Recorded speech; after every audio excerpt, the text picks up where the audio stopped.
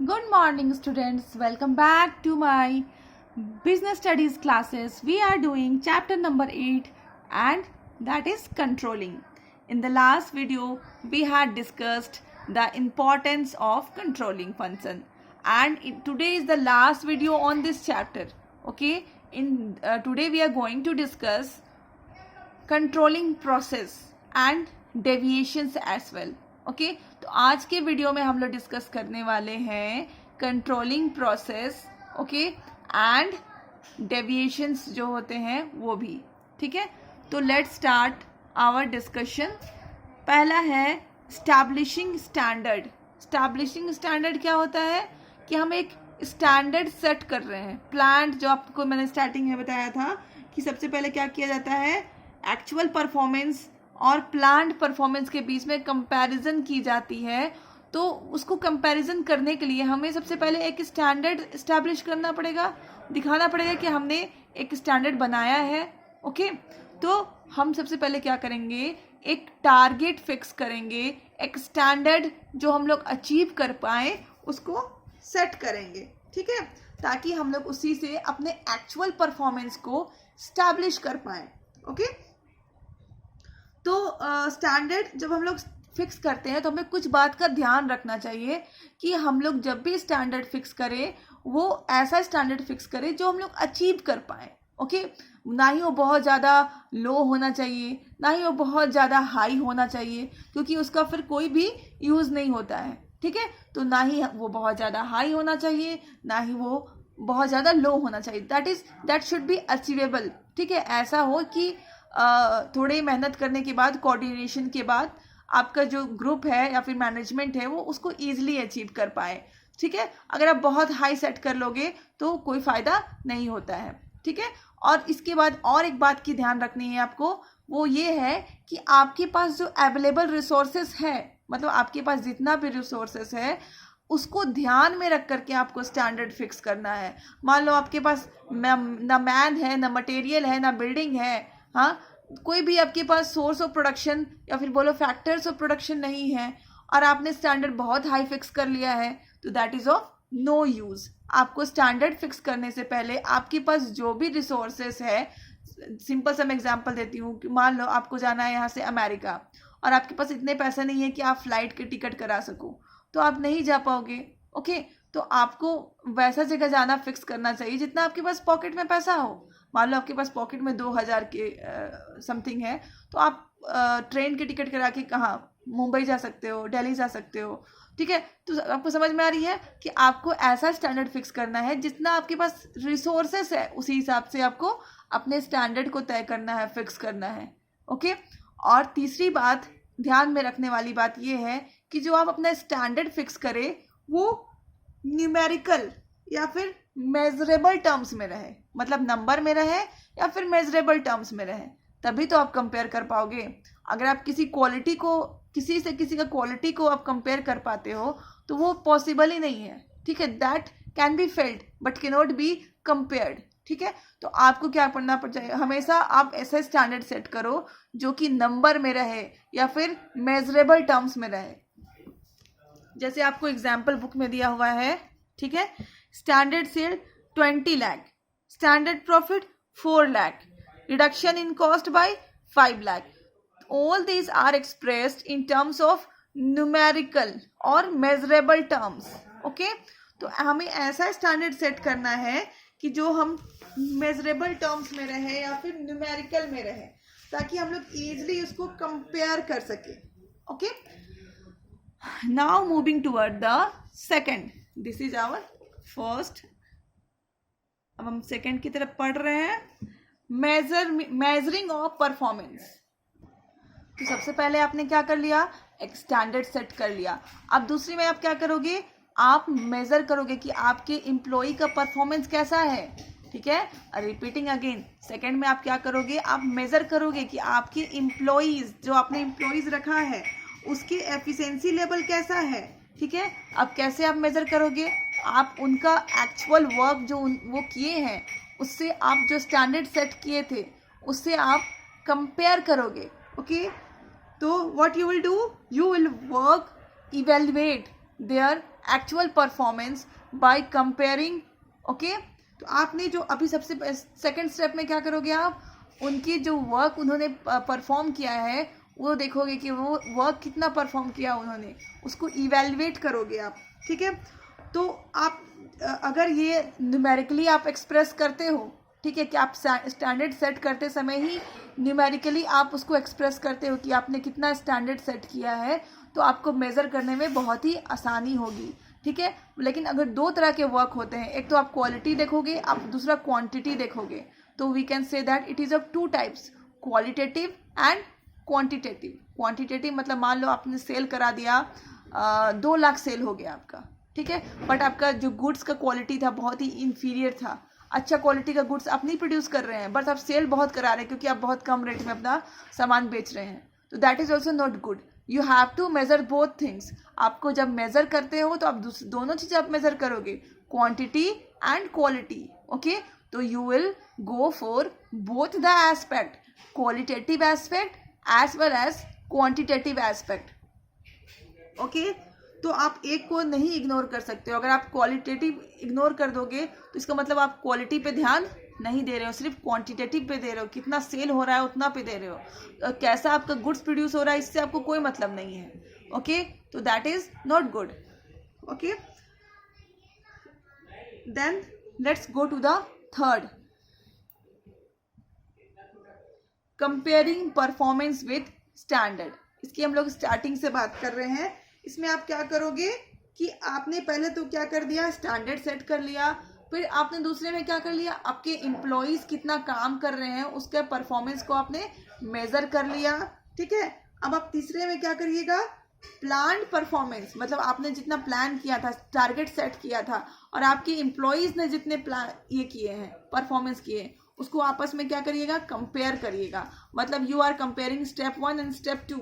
Okay, तो आप इसमें क्या करिएगा, स्टेप कंपेयर करिएगा। Okay, after measuring the performance the manager compares the actual performance with the plan performance and standard.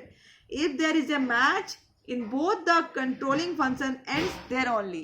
तो क्या बोला जा रहा है, अगर दोनों मैच करता है, ओके, मैंने आपने अगर मान लो यहाँ पे रखा था कि यू विल प्रोड्यूस 100 यूनिट्स, और यहाँ पे एक्चुअल परफॉर्मेंस में भी 100 यूनिट्स हुआ है, 1000 यूनिट्स, और यहाँ पे जब आपने कंपेयर किया तो दोनों मैच कर लिया, मैच हो गया।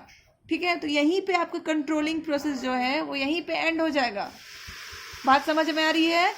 अगर आप ये दोनों मैच हो जाता है तो आपका कंट्रोलिंग प्रोसेस यहीं पे एंड हो जाएगा, in the third step only. Okay, and अगर मैच नहीं होता है, okay, if there is any mismatch, तो आप क्या मानोगे कि देयर इज अ डेविएशन। ठीक है, वहां पे डेविएशन है, और कितना डेविएशन है, क्यों डेविएशन आया, ये सब क्या है, फिर माइनर डेविएशन है तो उसको हम लोग इग्नोर कर सकते हैं। जैसे मान लो 1000 यूनिट्स का था, 950 यूनिट्स अगर प्रोड्यूस हो गया है, 50 यूनिट्स के लिए मैच नहीं किया तो हम लोग उसको इग्नोर कर सकते हैं। बट अगर हमने सोचा था 1000 यूनिट्स प्रोड्यूस करेंगे और हुआ है सिर्फ 800, तो देयर इज अ प्रॉब्लम। हम सोचेंगे कि मिसमैच क्यों है, क्योंकि there is a deviation, there is a problem, और उसको हम लोग क्या करेंगे, सॉर्ट आउट करने की कोशिश करेंगे। ठीक है, उसमें हम लोग फिर आगे डेविएशन ढूंढने की कोशिश करेंगे, कोई एक्शन लेने की सोचेंगे, ताकि हम लोग क्या करें, क्यों आया ये जो मिसमैच हुआ वो क्यों हुआ, ये हम लोग यहाँ पे सोचने की कोशिश करेंगे। Next, moving toward the fourth point. Okay, then हमारा फोर्थ पॉइंट में हमें क्या करना है कि ढूंढना है कि डेविएशंस आया है तो क्यों आया है, what are the reasons for deviations. ठीक है, और अगर आपको बहुत ही क्रिटिकल डेविएशन है तभी हम उसको टॉप लेवल तक लेकर के जाएंगे, और अगर नॉर्मल कोई डेविएशंस है, मतलब इतने छोटा डेविएशंस है कि जो हम लोग सॉर्ट आउट कर सकते हैं या फिर रेक्टिफाई कर सकते हैं, तो हम लोग क्या करेंगे, उसको टॉप लेवल मैनेजमेंट तक नहीं लेकर के जाएंगे। ओके, तो in this we are going to just analyze the reasons of deviations, and if there is critical deviations then we are going to the top level management, और अगर कोई simple सा डेविएशन है तो हम लोग क्या करेंगे कि खुद ही शॉर्ट आउट करने की कोशिश करेंगे। Okay, then going to the fifth और the last step, taking corrective actions. तो हम क्या करेंगे, मैनेजर्स इसमें क्या करते हैं, उनको पता चल गया कि डेविएशंस कहाँ है, क्यों डेविएशंस आया। अब उस यहाँ पे मैनेजर क्या करते हैं, एक्शन लेते हैं, कुछ एक्ट करते हैं जिससे वो डेविएशन को करेक्ट कर पाए। ओके, तो they take corrective actions. Okay, here they take, मतलब जो आज जो गलती हुई है वो फ्यूचर में ना हो पाए, इसीलिए वो क्या करते हैं, एक करेक्टिव एक्शंस लेते हैं और सारे डेविएशंस को रेक्टिफाई करने की कोशिश करते हैं। फिर से प्लान करते हैं कि क्यों हमारा जो प्लानिंग था कहाँ पे मतलब चूक हुई है। ठीक है, तो यहाँ पे वो लोग उस डेविएशन पे को सुधारने की कोशिश करते हैं, कोई अच्छा स्टेप्स लेते हैं ताकि वही सेम जो हो चुका है वो फ्यूचर में ना हो। यहाँ पे फीडबैक का भी बहुत ही इंपॉर्टेंट रोल है। ओके, तो यहाँ पे फीडबैक अगर नहीं है तो हम उसको पूरा नहीं मानेंगे। ठीक है, ऐसा नहीं है कि हमने करेक्टिव एक्शन ले लिया और निकल गए। फीडबैक यहाँ पे लेना बहुत ही इंपॉर्टेंट है। Feedback also play very important role in completing the controlling process. Okay, अब हम लोग आगे चलते हैं हमारे नेक्स्ट टॉपिक की तरफ, that is deviation. Deviation refers to difference between actual performance and standard performance. Okay, it refers to difference between actual performance and standard performance। Okay, this is called deviation. Deviation का मतलब क्या होता है, हमने जो इतना प्लान किया था और जितना एक्चुअल परफॉर्मेंस हुआ है, दोनों को हम लोग अगर दोनों का अगर कोई डिफरेंस आता है तो उसी को हम लोग क्या बोलते हैं, डेविएशन। मान लो हमने प्लान किया था, हमारा सेल कितना होना चाहिए था, 2000 सेल होना चाहिए था, बट सेल हुआ कितना, दिस इज प्लान्ड। हमने प्लान किया था कि इस साल हमारा सेल कितना होगा, 2000 यूनिट्स होगा, बट हुआ क्या, एक्चुअली क्या हुआ कि सिर्फ 1500 सेल हुआ। ओके, तो इन दोनों में जो डिफरेंस आ रहा है उसी को हम लोग क्या बोलते हैं, डेविएशन। ओके, अब डेविएशन भी दो तरीके का होता है। Deviation is of two types. Deviation is of two types. ठीक है, first is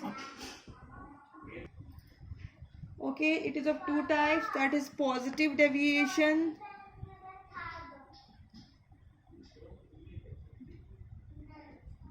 and second is negative deviation।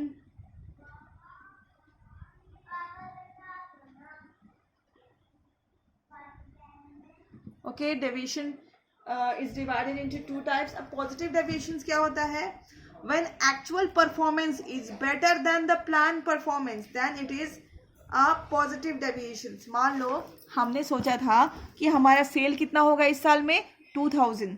ठीक है, I'm explaining you other side। Okay, हमने प्लान किया था कि हमारा सेल कितना होगा इस साल में, 2000 यूनिट्स। ठीक है, बट एक्चुअली में क्या हुआ, एक्चुअल सेल हमारा कितना हो गया, 3000 यूनिट्स। बताइए, हमने प्लान सिर्फ 2000 यूनिट्स के लिए किया था, बट हो कितना गया, 3000 यूनिट्स। तो this is called positive deviations. जब एक्चुअल हमारा जो ज़्यादा होता है प्लान से तो हम लोग उसको बोलते हैं positive deviation. Okay, when actual performance is better than planned performance then it is called positive deviation.